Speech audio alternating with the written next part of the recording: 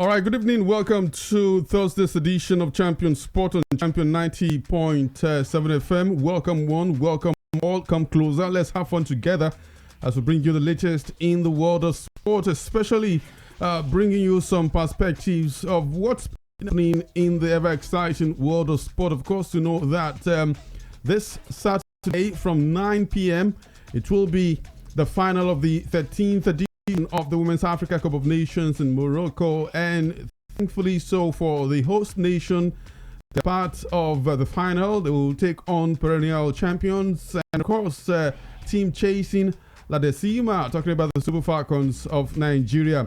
And we know it's going to be a tight one. It's going to be an absolutely tight football showcase of the high level in women's football, because it is the apex of women's football on the continent. We'll talk about that on the show. What is the coach of the Super Falcons, Justin Madigu, looking at in terms of tactics, strategies in order to approach that game? We'll look at that. We'll also look at the sportsmanship attitude of the Super Falcons. We understand that yesterday they visited the injured South African. We saw what happened in that semi-final against that Bayana player, Gabriela Salgado. We understand that she's going to be out for the rest of this year and into next year. It was, when somebody breaks into, so to speak, we understand fracture of the mid shaft of our left leg. That's what we've been told, according to the medical reports of the injury. All right, but the Super Falcons didn't allow the rivalry between them to stop them from showing their human side, and they visited her yesterday. Not all of the team, but some members of the Super Falcons representing the team were there, and of course with the signed jersey of the Super Falcons. That was very good humanitarian gesture from the Super Falcons to the injured Gabriela Salgado. She'd been worried also for that match. But a lot of things happen. Some say it's bad to some persons, it's good on the flip side to others. And that's what and how some persons have described what happened in the final minute of that against South Africa. Maybe if that hadn't happened, who knows whether the South Africans would have won. But that's not the subject of today's conversation. We'll also be looking at the Flying Eagles, Chan Eagles as well. We'll look at international football. Of course, we also have the final of the UEFA Women's Euro Championship in Switzerland, and that will be on Sunday. England against Spain, yet again, but different championship this time around. The transfer market is buzzing. A lot of players want to move. One of them, Alexander Isak. And what's the situation right now? We'll let you into that. And of course, I think for a while now, we've rested from the transfer saga of Victor Osimhen. All right. The guy will stop coughing or sneezing from wherever he is, because his name has, gone down in the mouth of a lot of persons. Once again, welcome to the show Champion Sport on Champion 90.7 FM. My name is KUFRE EKPE. Jude Achilles sat for you Australia yesterday. Well done, bro. Welcome to today's edition of the show. Right, thank you, KUFRE. Good evening. Good evening to you too. Let's start by talking about the final on Saturday, the WAFCON 2024 final in Rabat, the Olympic Stadium in Morocco, and it's against a familiar foe. They took on each other in the semi-finals of the 2022 edition. It ended 1-1 after regulation time. 5 from penalties. The Moroccans won. This time around, they're meeting in the final, and it gets far for the Super Falcons of Nigeria. But let's talk about an aside of the final. We understand that the center referee for that game will come from, it has been named, she's from Namibia. All right. Not from the northern side of the continent, not from the western part of the continent. She's from Southern Africa. And so she's from Namibia, and Ancino is her name. She's going to officiate the final. She's going to be supported by 2 assistant referees, one from Rwanda, the other one from Senegal. This definitely is a good choice, or good choices from the function of African football, isn't it? Yes, of course it is. And for you to be an official in this tournament, of course, there's a lot of character that is expected, of integrity that is expected, because consistency as well, and the magnitude of the game is the finals, and even if it's not the finals, for you to be a referee in such a tournament, of course, it's you there, proving to the CAF that you're worth the call and you're worth the choice as well. So I expect a good refereeing that day, and of course it's going to go down to how best the teams play. And of course, many times we've seen in games of the beautiful game how the 12th man, or the man in the middle, so to speak, or the one in the middle, decided where the pendulum swung at the end of the day, and you're supposed to be an unbiased arbiter, all right, of the game, because you are neither here nor there. But sometimes we see some unpalatable officiating from these officials, and I think I listened a bit to your presentation yesterday, and when MJ called, Michael Johnson talked about if we could have the referee that officiated the match between Ghana and Morocco. Yes. She was she exhibited a no-nonsense character in that game, even when the Moroccans were trying to influence her decisions after they had equalized and they wanted to, raise the tempo and crank up the pressure of that game. She wouldn't have any of their antics and tactics, and she officiated. Unfortunately for the Moroccans, they won through penalty shootouts. Hopefully, this Namibian referee can do same and be unbiased. But again, we need to look at a psychological battle that will come up in that one, and that was one battle that the Moroccans won 2 years ago or 3 years ago during the semi-final. They won the psychological battle because 2 of our players were red carded in that one this time around, because the Moroccans will look back and say, okay, what did we do to get 2 of their players sent off? And can we replicate that? Because numerical advantage is a huge advantage in football. Of course. Especially at this level where most times you don't see, I'm not saying that they don't have the capacity or the underbelly or the energy to go the whole 9 yards. But again,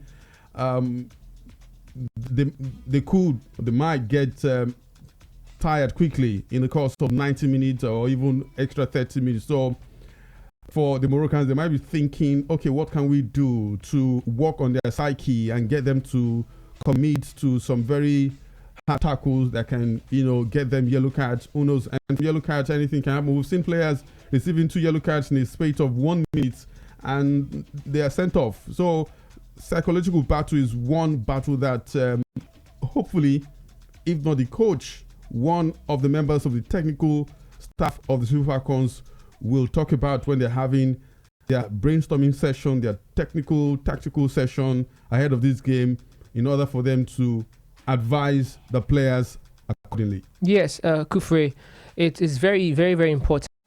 Knowing that in the last game that the last time they met, both teams met, Rashidat Ajibade was sent off, and also Ayinde was Alimatu was also sent off. 2 very crucial exactly players. You can imagine playing in that game without 2 players.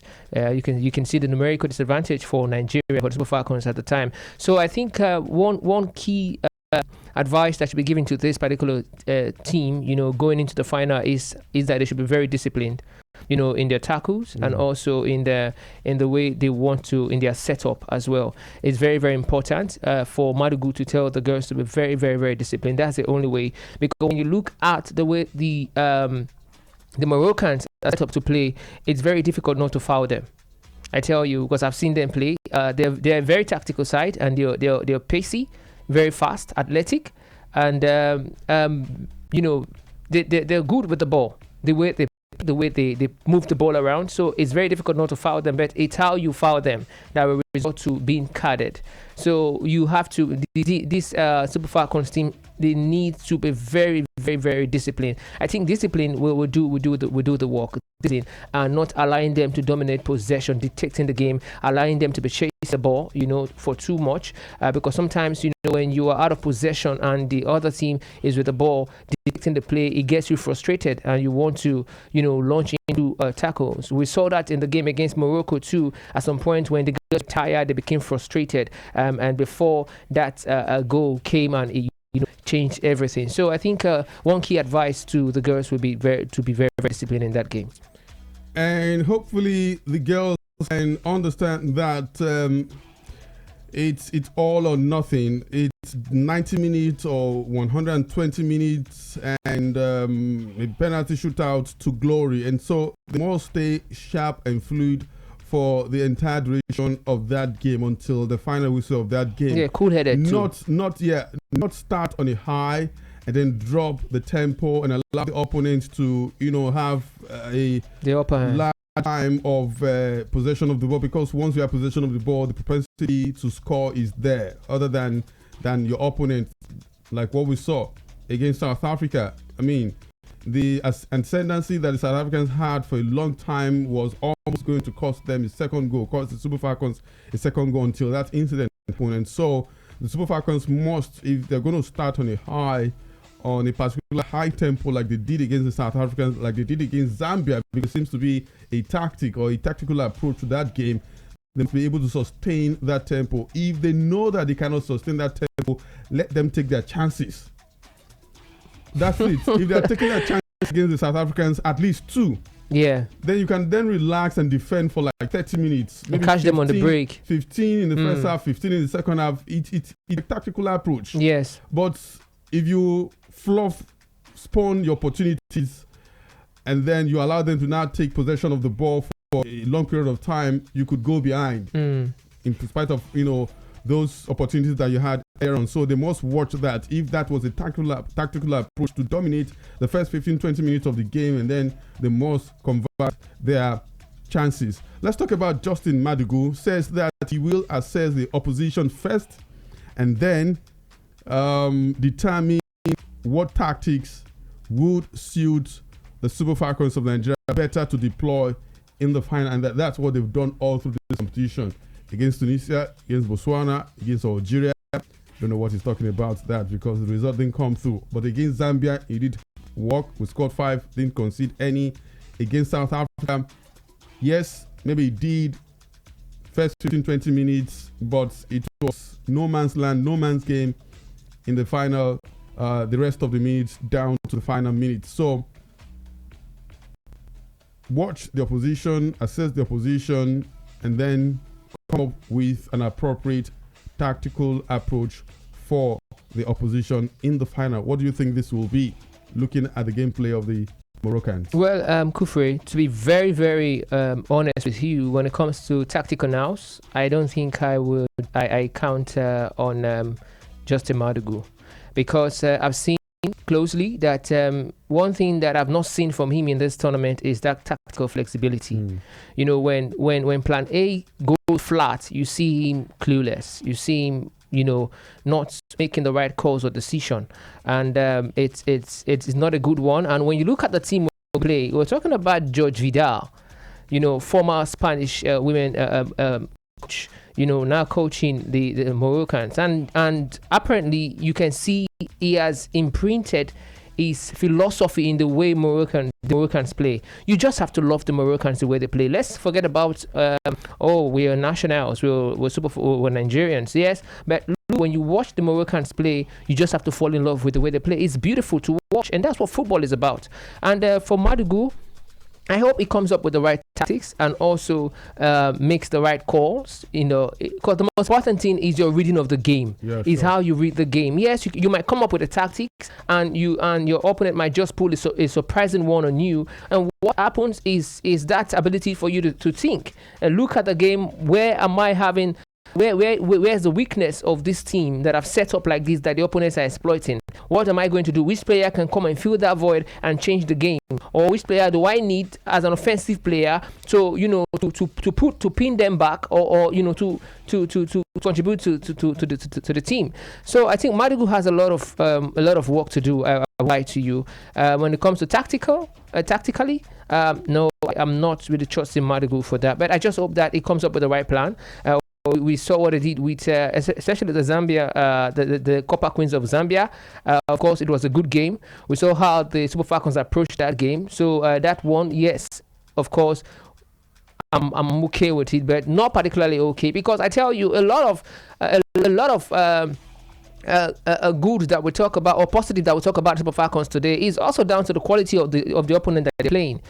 We saw that against South Africa when they played a different opponent, which of course in terms of quality was higher than Zambia. We saw that they could really hurt the Super Falcons and they were just slicing our defense in pieces. And against these Moroccans too, they are also a quality opponent. And Madugu has to deploy a very, very, very good tactics on how to stop them.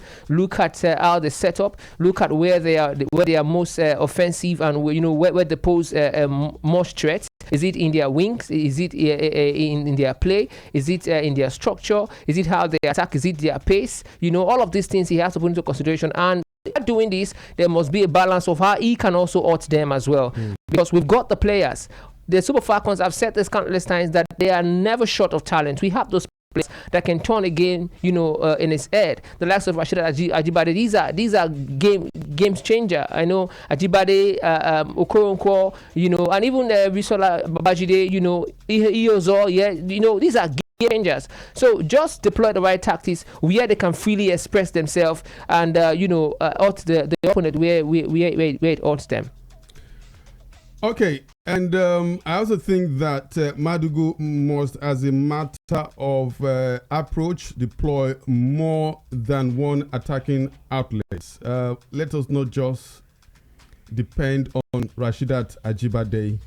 The other ladies must not just go and play. Intentionally, the coach must tell them that, especially the midfielders now, they need to evenly spray the passes around if they're attacking. Ajibade is on the right side of the attack. We might have Chiwendu Yozo or Babajide Shola if she starts, and then maybe Esther Okoronkwo from the middle. Let the passes be evenly sprayed to these attackers so that we don't just concentrate on one person, and that gives the Moroccans just an easy route to tackling that challenge, that issue. They know, these guys are passing through the right side through their captain, who has been fantastic and been awarded the woman of the match for the last 3 consecutive matches. So, but if you take the attention off her, use the other athletes, when the least expect, you come to Rashida Ajibade. She is a free-flowing player. She can always come to the midfield and help us well. It's a tactics too. So it is a very big one. Don't concentrate on her. Let her, when the least expect her to come into the game, come, and then the players know that Rashidat Ajibade is in the midfield. Let's give her the ball in order to see. It's a good way to disorganize the expectations and the plans of the Moroccans in the final. Another thing I wanted to talk about is these Moroccans are beatable. Of course they are. And the Super Falcons have shown that they can create goal-scoring opportunities. They've scored 11 goals now. They are the highest scoring team at this competition. It is right now. They can create chances. They've scored 11 of those chances.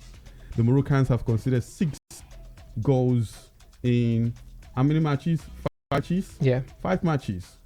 That's more than 1 goal per game. They conceded in all of their games except one. The last group game. The last game, 1 goal to nil against Senegal. So they're beatable, they are scoreable, if there's any word like that. But with poetic license, I think I have that opportunity to do that. So we need to take advantage of that. We need to take advantage of that. And so I don't think we should be scared if officiating is done right. Definitely there will be plenty of security, so the officials don't need to be scared for their lives.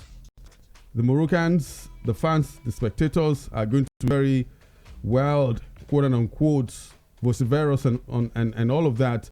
But the Namibian referee, his assistant from Rwanda and Senegal, the VAR guys must be fair of course. in the approach of officiating that game. And I think it's going to be a 50-50 thing. And once the Super Falcons have the opportunities, they must ensure that they take them. Yes, Kufre, like I said, for the referee to be the referee, to be the one to referee this particular final, it means that a lot is expected already. I expect that the referee and the VAR officials, won't be bullied, by the home fans, that they, into making setting calls that are not, supposed to be made. But the Moroccans being beatable, yes, very, very beatable. A good point there, Kufre, about their defensive lapses as well. The goal considered, which of course, if we are to look at it clearly, it is a weakness in their game. No matter how offensively good they are, they also have a weakness too that Super Falcons can exploit and who best can do that if not the Super Falcons? Looking at the number of goals they scored, boasting that the numbers already are boasting that Super Falcons are the best scoring side in the competition already. So it's an advantage for Super Falcons. But going into that game, like I said, they have to keep composure, they have to be cool-headed, and they have to be very, very disciplined and tactically sound, keep to structure and shape, and not get carried away by the moment. Because if it's going to be a 90-minute stretch, 100% concentration is needed for them to see the game off, so they can beat the Super Falcons. When you beat the Morocco and the Atlas Lionesses of Morocco, they can beat them. So when you look at the Super Falcons, the team, the players, I tell you, Kufre, we have a strong character.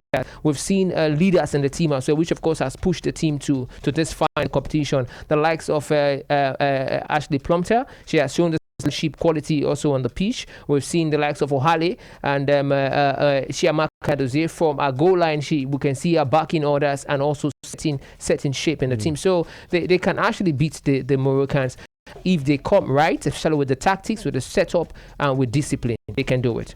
Talk to us on the show Champion Sport 90.7 FM 0906 2024 907 0906 2023 907. We had a couple of calls that came in while we were talking, but it wasn't time yet to take your calls. That's why we can take them.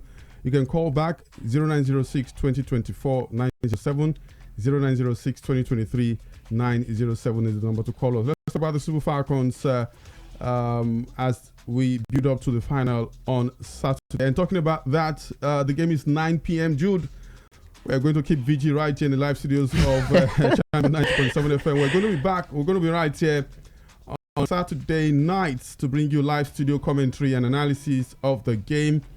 And based on what we did in the semi-final against South Africa, we're not able to get a winner of the predict and win. No one in terms of now when you apply the criteria, full name, location, phone number, and all of that. So we saw the 50,000 naira prize pool will be available for the final game between Nigeria and Morocco. So we're going to use WhatsApp and SMS platforms for you to send in your predictions way before the game starts until halftime. All right. So we'll continue to talk about this tomorrow, and then on Saturday in the morning before the live studio broadcast or coverage, rather, I say coverage of the final of the WAFCON between Nigeria and Morocco, right? 0906 2024 907 0906 2023 907 are the numbers to call us on the show today. Let's move on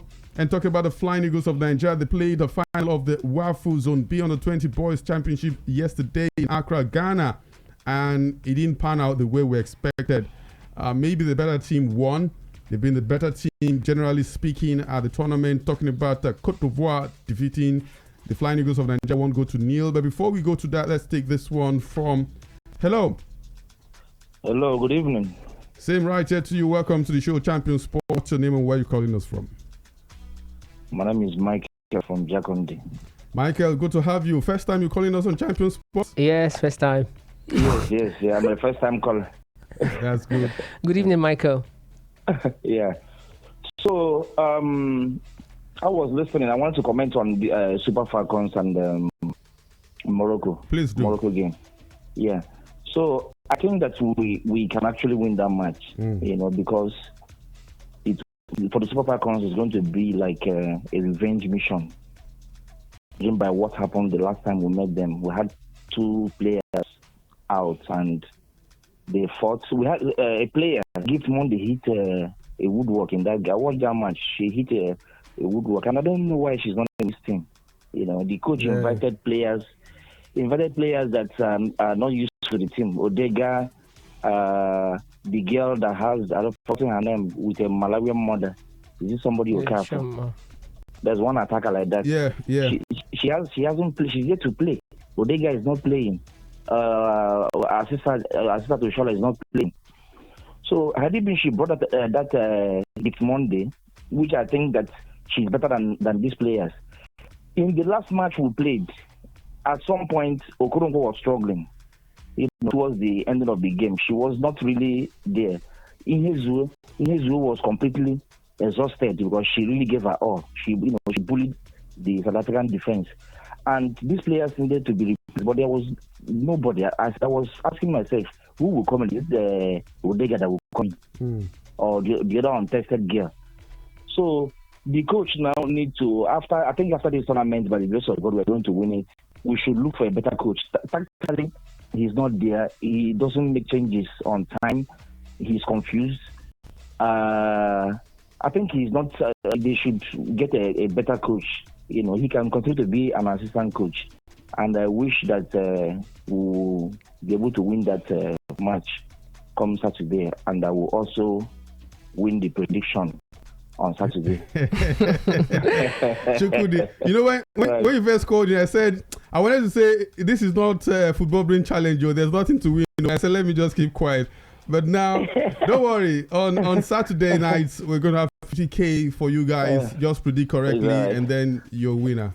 All right. Thank you. Just on the lighter side. Sure, of course. Yeah. Thank you so much. We appreciate your contribution on the show, bro. Okay, 0906 2024 907 0906 2023 907. All right, another call coming through. Hello. Hello, good evening. Yes, good evening to you too, brother. Welcome to Champion Sport. What's your name? Thank you. My name is Linus. I'm speaking from Ogun State. Linus, from where in Ogun State? Ajuwan. All right, not really far from here. Welcome to the show, to us. Thank you. Please, I want to ask you, what was the scoreline between Manchester United and Leeds United? It was a goalless draw. Goalless. Yes. Okay. Thank you very much. All right, you're welcome. That's all?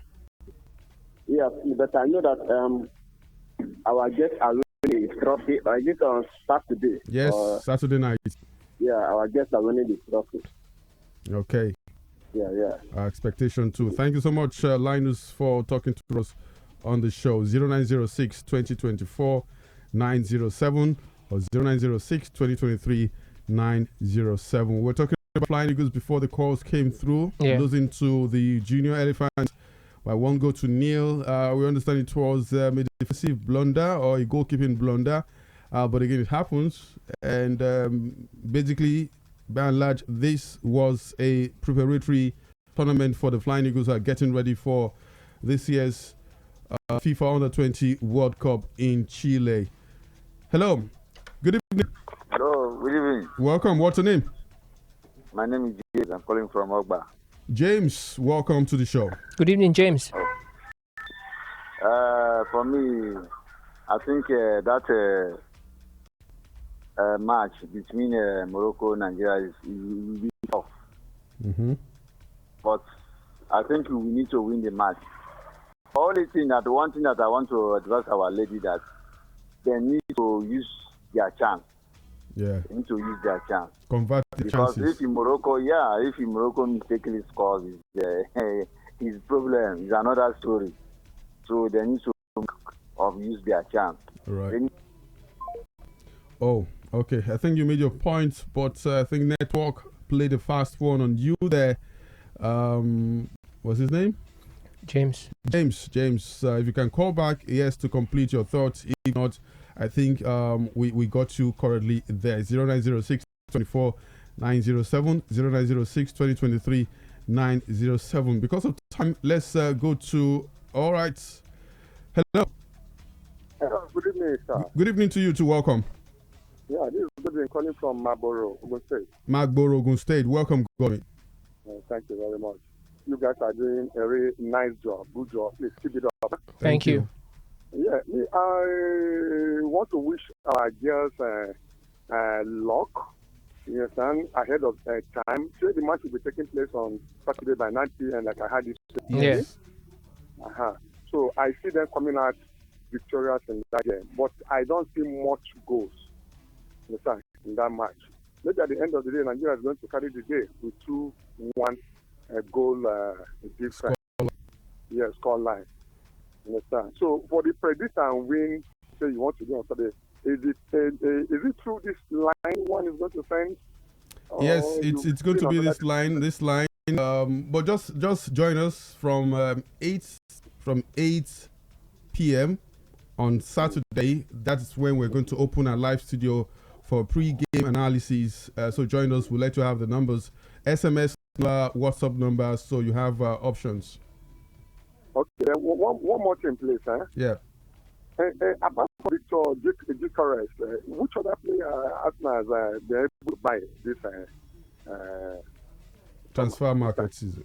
All right. For Arsenal, apart from Victor Gyökeres, of course, Norgard, and he played in the game yesterday. He debuted yesterday in the game against AC Milan, which they won 1-0.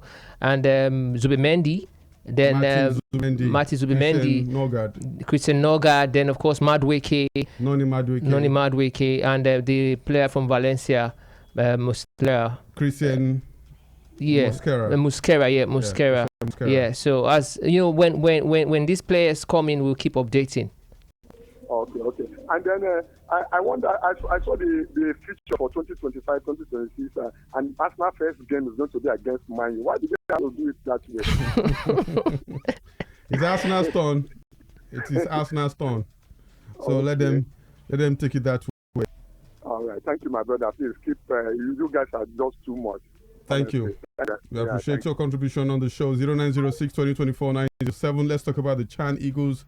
Chan 2025 is around the corner, and Eric Chell, I'm excited that he's the one directly in charge of this team. He's led them to Zanzibar, Kenya, Uganda, Tanzania, the co-hosts of the competition, and the squad is also ready.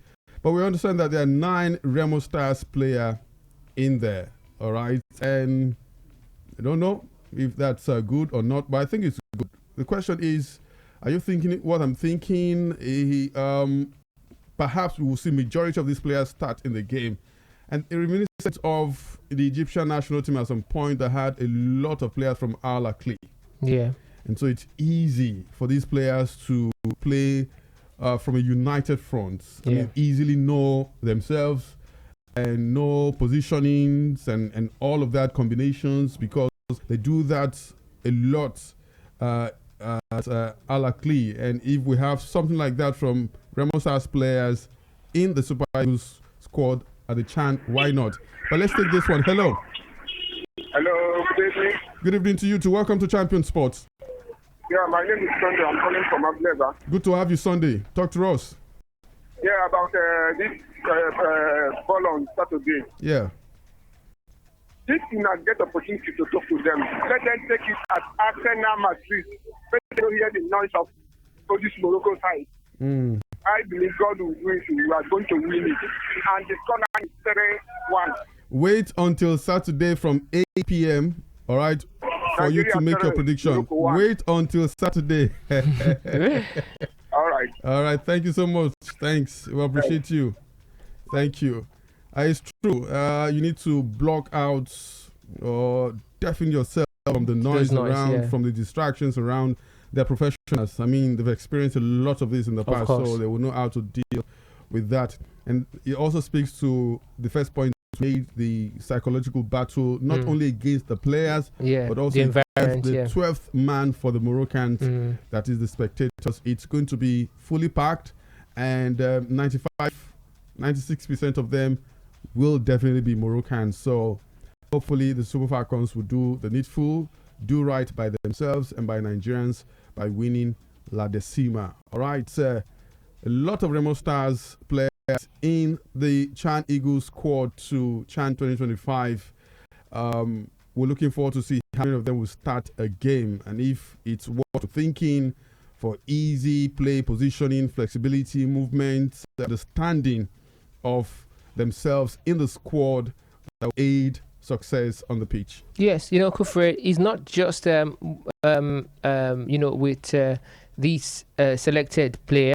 We've also seen that also in Europe. There was this time too where Barcelona players were key team members of the Spanish team.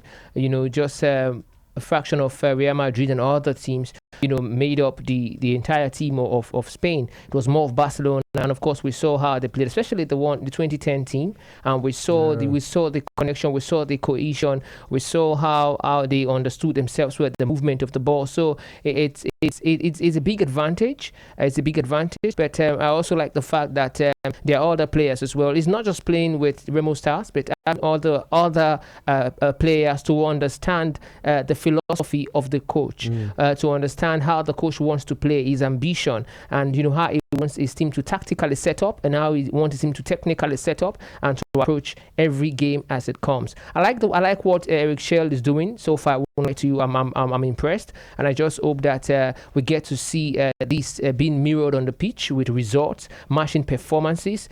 And then, of course, that will be a good one. He has started well already. He hasn't lost any game yet. But we're not looking at that. We want to see progress as it comes, as each day lapses. KUFRE, with the Remo Stars, with the players, it is a good one. When you have more of the Remo Stars in your team, it means that there is this knowledge of how of themselves, and how they understand themselves. This telepathic way of playing. You just look and you know that this player want to do this, and you just move, and it's a good one. And we like to see that just beyond a particular team. Want to see that overall in the overall team. They've had enough time to prepare in Nigeria. There's going to be a second phase of training there in Zanzibar. Several weeks they were at the Remo Stars Sports Complex or Institute in Ikene Remo. They played a couple of friendly matches, I think 3, and they won all of them. Ikorodu City, Ojudu City, and one more, I can't remember that team. They won all of them. And we understand that, like I said, they will continue their preparations there. The competition starts on the 2nd of August to the 30th of August. That's next month. And so today is 24. Give or take, they have like 1 more week or 9 days to prep and get ready for the tournament. They are scheduled to play the first 2 matches against Senegal and Sudan in Zanzibar. The final group match against Congo will take place in Dar es Salaam, that's in Tanzania. Let's just quickly run through the 23-man squad of the Chan Eagles going to Chan 2025. Henry Uzoemena, Ani, Eyimba, Nuruddin, Badmos, Kwara United, Lawal, Mustafa, Shooting Stars. Defenders are Sadiq Ismail, Remo Stars, Bankole Afiz, Kwara United, Taiwo, Abdul Rafiu, Rivers United, Uzondo Harrison, Ikorodu City, Harrison, Nduka, captain of Remo Stars, Ngenge Leonard, Ikorodu City, Stephen Mayo Egbe, and that's from Rivers United. The midfielders are Adidayo Olamilekon from Remo Stars, Hadi Aaron from Remo Stars, Olani Taufik from Rivers United, Akoni Kudus from Remo Stars, Michael Tochukwu from Remo Stars, Alex Oyowa from Remo Stars. That tells you that this field will be boxed by Remo Stars players. I think I just saw one player from Rivers United only in the midfield. The rest are Remo Stars players, and that's the engine room of the team. Forwards, Anas Yusuf, Nasarawa United, Shola Adelani from Ikorodu City, Sikiru Alimi from Remo Stars, Temitope Vincent, Plateau United, Ijoma Anthony from Abia Warriors, Godwin Obaje from Rangers International, and Jabbar Malik Remo Stars. Okay, so pretty much from the teams, clubs that did very well in the Confederation Cup, Kora United, and of course the league, Ikorodu City, Remo Stars, Rangers, Abia Warriors. I mean, seems everything is working well for this squad. Hopefully they deliver at the competition. Yeah, Kufre, from the names and the clubs, it shows that there is a metric of selection, right? For Eric Shell, which of course is a good one. It's about standard. It's about consistency. It's about performance. Not just name, not just who know who. You have to merit your playing time and also your position. So when you look at what Remo Stars, what they achieved last season in the MPFL, it tells you that of course the players will be up for big calls like this, and also Ikorodu City and all of these players. So it's a good one. Like I told you, I like what Eric Shell is doing, and the fact that they're standard. We don't want I think it's high time we moved past calling players that are not qualified. We want players who are qualified in terms of playing, consistently. You have to be in form, for you to get a call up, to play for the colors of this country. We have to go past that just calling because you want to fill space. No, you're not filling space. You're coming to actually take up the responsibility of wearing the Nigeria jersey, and representing the country positively and doing your best on the pitch of play. So a good one for Eric Shell. I like what he's doing. I like to see more, and I want to see how these players will carry out his philosophy on the pitch. All right, quickly to other sports. Just two sports: basketball and boxing. In basketball, Nigeria's senior women's national team, the D Tigers, they've landed in Abidjan, Cote d'Ivoire, venue for the 2025 AfroBasket Championship. They want to defend their title. They've won the last 4 editions of the Women's AfroBasket Championships. The squad is made up of young and experienced players, the likes of Sarah Ogoke, Amy Okonkwo, Promise Mukamara, Ezine Kalu, Victoria Macaulay. Of course, like I said, the last 4 tourneys, 2017, 2019, 2021, and 2023, and this championship in Abidjan, Cote d'Ivoire is built to start from the 25th, that's tomorrow, up until the 3rd of August, and wish them the very best. All eyes will be on them, and all targets will be at their back. And boxing, undisputed heavyweight champion Alexander Usyk has been ordered by the WBO to begin negotiations with mandatory challenger Joseph Parker. They know what made this guy rest. Both parties have 30 days to find an agreement, or the WBO will order post-bid proceedings. Parker holds the WBO interim belt. Usyk had said he wanted to rest for like 2 or 3 months after getting his second win against Daniel Dubois, second time uniting the belt, but equally named the likes of Parker, Anthony Joshua, Tyson Fury, and Den Chisora as potential opponents next. Well, let's see what's going to unfold in the next couple of months as far as this order is concerned. So we're back to talking football and international football. On Sunday, Jude, final of the UEFA Women's Euro Championship, which will be between England and Spain. Both teams meet again after meeting at the 2023 FIFA Women's World Cup final. England against Spain. Spain won that one by 1-0, and that's why they're the world champion. But for the 3 Lionesses of England, they are European champions. So 2 champions meeting again, hopefully to decide who is the better of champions. How do you think this one will go? England have been a cat with 9 lives at this tournament. How they've been able to do that, I don't know. Just a few moments ago, the FA in England came out to say that Serena Wigman, the coach of the 3 Lionesses, is not for sale at any price. And this is before the final. What if Spain butchered them by 5-0? What happens? Well, I think Serena Wigman, she has done everything, for him to have that, for her rather to have that full backing. This is her 5th final. Yeah. So it tells you that she's a champion, she's a winner, and it wasn't a bad call for them to call her to come coach the England team. And we've seen how these games, in these championship, as unfolded.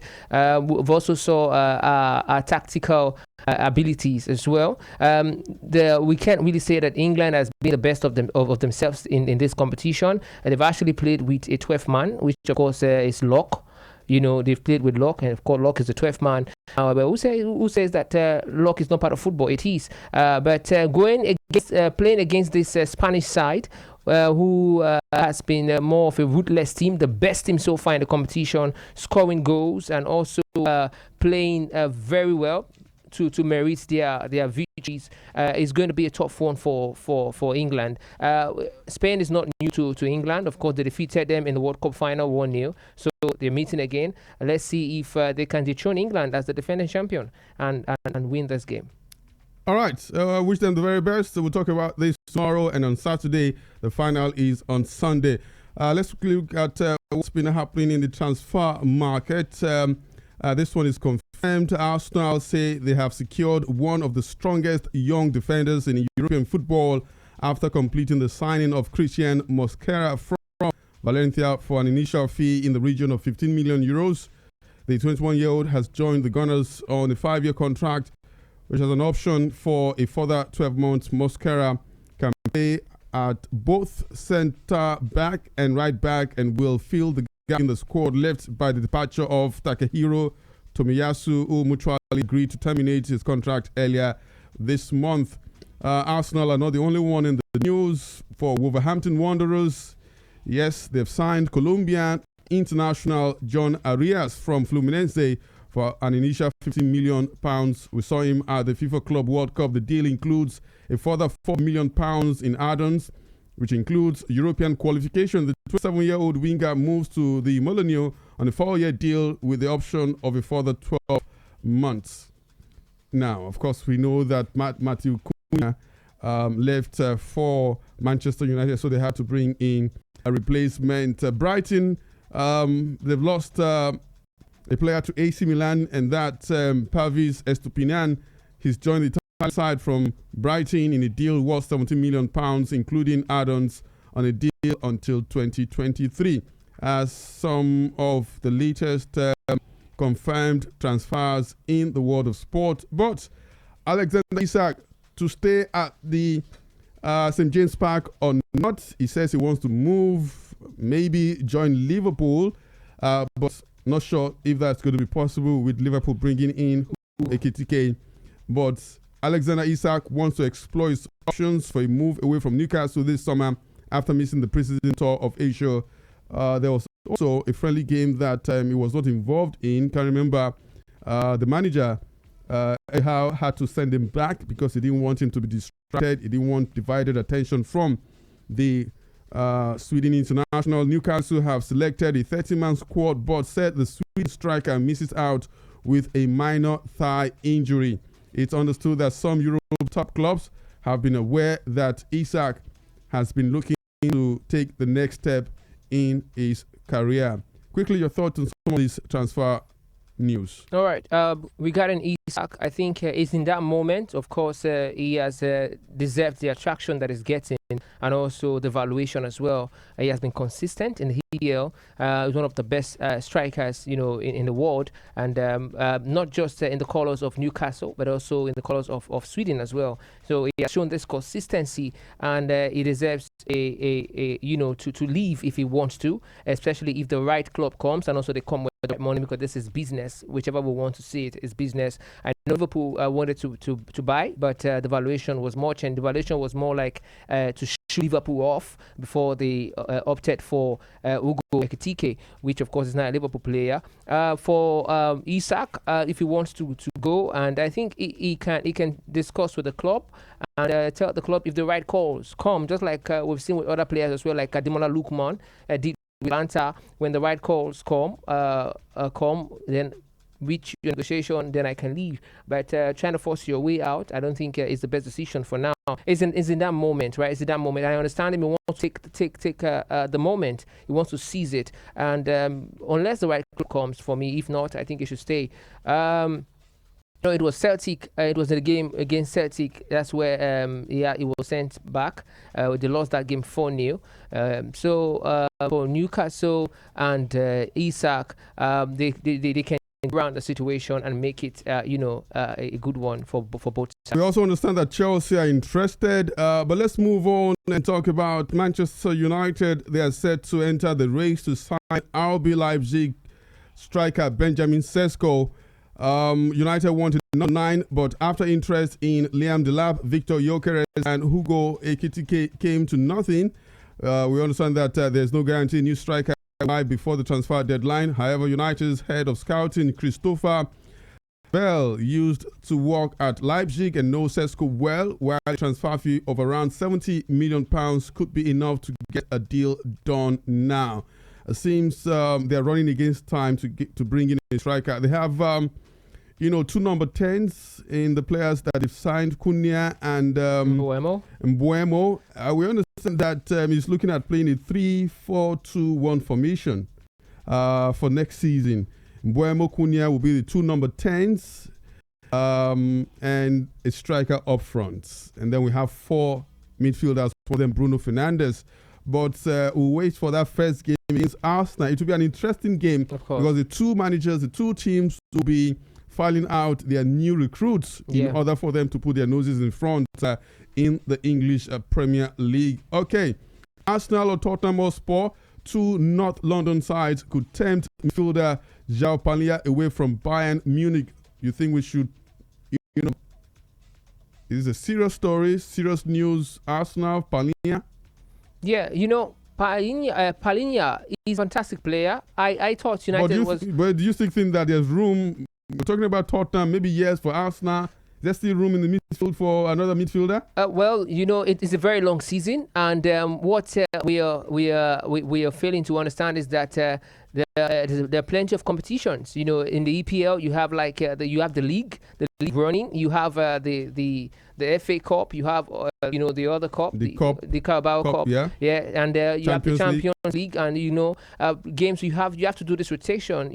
With the squad. But you use the big players in big matches. Yeah, you use your big players in big games, and also you can also substitute them and bring in these other players. How many of these guys, if you bring in Palhinha, how many of these guys want to sit on the bench? Because some of them will consistently start on the bench. Yeah, but I also think like that. I also think it's about how the managers will want to approach each game and the player type.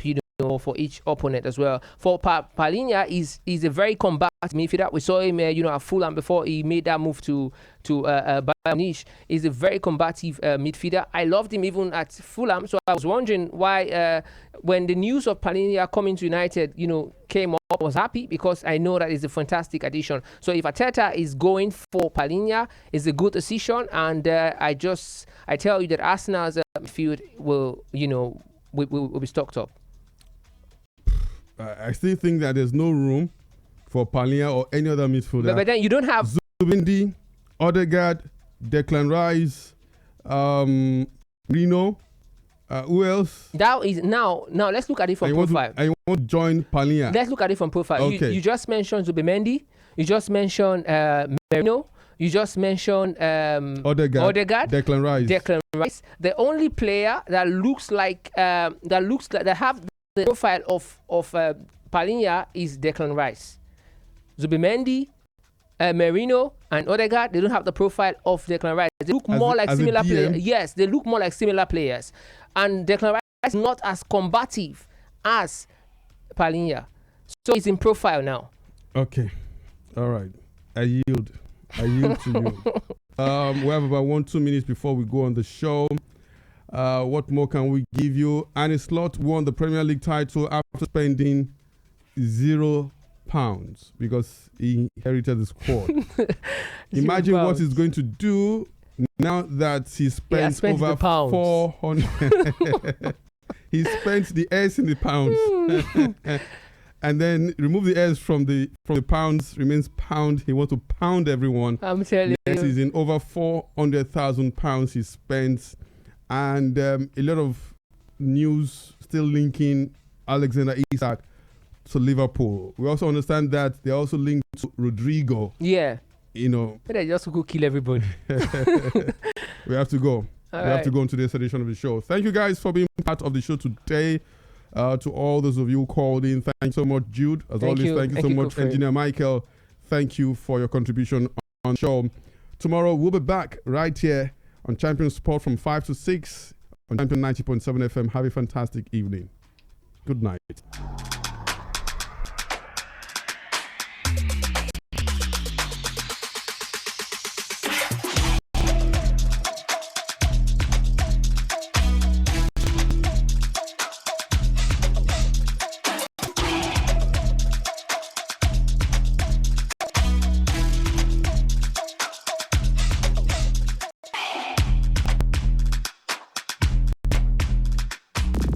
Discover and enjoy music that touches the soul and moves the body on Champion 90.7 FM.